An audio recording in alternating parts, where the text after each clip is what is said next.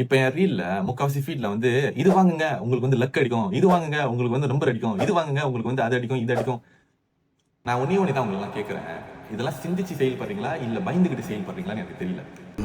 நம்பிக்கை நம்ம எண்ணத்துல ஒரு ஹேபிட் இருக்கு தெரியுமா? என்ன தெரியுமா? ஒரு பயம், ஒரு சந்தேகம், ஒரு கன்ஃபியூஷன் வந்தோனே உங்களுக்கெல்லாம் வந்து டக்குன்னு போய் ஜோசியரை பார்க்கணும். டக்குன்னு நம்ம மேல ஏதோ ஃபால்ட் இருக்கோ, நம்ம மேல அது இருக்கும், நம்ம மேல ஒரு ஒரு ஒரு ஒரு கன்ஃபியூஷன் ஸ்டேட்லயே நீங்க வந்து வாழ்ந்துகிட்டு யார் எவன் சொன்னாலும் டக்குன்னு நம்புவீங்க. டக்குன்னு வந்து ஓ எனக்கு இது வேணும், இது கிடைச்சா எனக்கு நம்பர் அடிக்கும், நம்பர் அடிச்சா தான் சொல்யூஷன். நான் உங்கள்ட்ட எல்லாம் கேட்கிறேன். நம்பர் வந்து ஒரு அவசியமா? இதுதான் நான் போன வீடியோல சொன்னேன். நம்ம எல்லாம் இமோஷன்ல கண்ட்ரோல் பண்ணிட்டு இருக்கோம். நம்ம வந்து எது உண்மையோ அதை போய் தேட மாட்டோம். நம்ம வந்து இமோஷனை போயிட்டு கம்ஃபர்ட்டா போய் பார்க்குறோம். இந்த காக்னிட்டிவ் கம்ஃபர்ட் என்ன சொல்ல வருதுன்னா, எப்பெல்லாம் உங்களுக்கு எல்லாம் கன்ஃபியூஷன் ஸ்டேட் ஆகுதோ மைண்ட் ஒன்னே தான் போய் தேடும். ஆன்சர்ஸ்.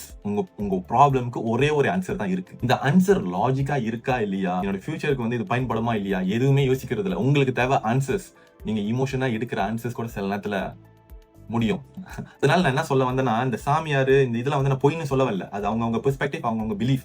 இந்த கடவுள் இருக்காங்களா இல்லையா அந்த டாபிக்லயும் நான் வரல. இருக்காங்களோ இல்லையோ அது உங்களோட பிலீஃப், அது என்னோட பிலீஃப். அதுக்குள்ளேயும் நான் வரல, அதுக்குள்ளேயும் நான் கூறல. சரியா?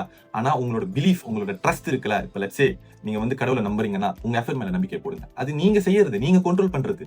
உங்க உங்க பிளானிங் மேல நீங்க நம்பிக்கை போடுங்க. எதுக்கு ஒரு பொருள் மேல நம்பிக்கை போட்டு இது செய்யணும்னு உட்காந்துருப்பீங்க? இப்ப நான் ஒரு பொருள் மேல ஓகே, நான் இந்த பொருள் மேல நான் இது போடுறேன், உட்காந்துட்டு அப்படியே இருக்கலாமா? அப்படி நான் இருந்துட்டா இதெல்லாம் நடக்குமா? இது எல்லாம் வந்து ஒரு ஒரு ஒரு செயல்.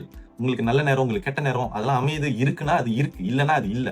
நம்பி வாழ்ந்துட்டு போயிட்டே இருக்கும். உங்க மேல உங்க நம்பிக்கையை போடுங்க. தம்மா துண்டு பிளேடு மேல நீ வச்ச நம்பிக்கைய உன் மேல வை, ஜெயிக்கலாம்.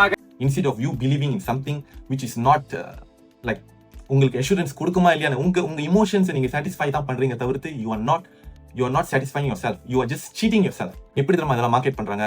ட்ரஸ்ட் ட்ரிகர்னு சொல்லுவாங்க. ட்ரஸ்ட் ட்ரிகர் அவங்களோட மார்க்கெட்டிங் ஸ்ட்ராட்டஜி. ட்ரஸ்ட் ட்ரிகர் எப்போ வரும்னா, உங்களுக்கு இந்த ப்ராடக்ட் ஃபெமிலியரா இருக்கு. ஃபெமிலியர்னா உங்க ஃபீட்ல வந்துகிட்டே இருக்கு. அப்பலாம் நிறைய பேர் அதை சொல்றாங்க. எப்படி நிறைய பேர் சொல்றாங்கன்னா, அவங்களுக்கு அந்த கமிஷன் ரேட் அதிகமா போகுது, அதனால அவங்க நிறைய சொல்றாங்க. உங்க ஃபீட்ல அதிகமா வருது. உங்களுக்கு வந்து இது ஃபெமிலிட்டியா ஆயிருச்சுன்னா உங்களுக்கு கான்ஃபிடன்ட் கெயின் ஆயிரும்.